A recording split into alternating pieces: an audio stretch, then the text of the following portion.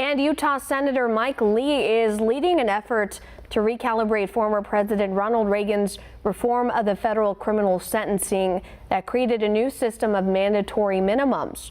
One America's Neil McCabe has more from Washington.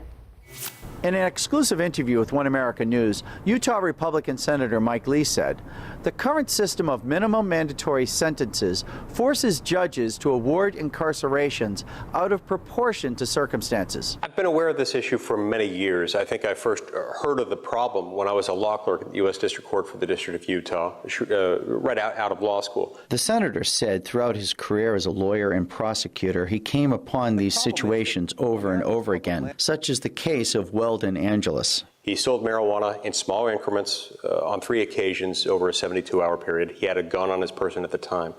As a result of those facts and the way he was charged, he was subject to a minimum mandatory sentence of 55 years. Lee's reform effort is gaining steam as his sentencing reform bill passed the Senate Judiciary Committee, and he has the support of Democrats such as Texas Congresswoman Sheila Jackson Lee. I believe that criminal justice is a bipartisan byproduct of us coming together and seeing that a change in the criminal justice system is needed.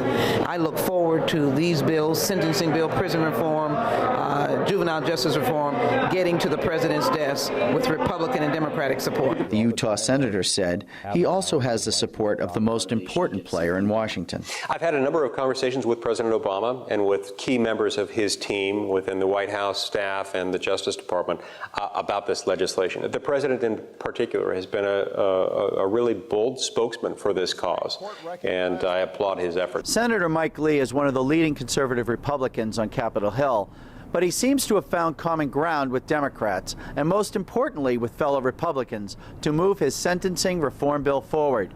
Neil W. McCabe, One America News, Washington.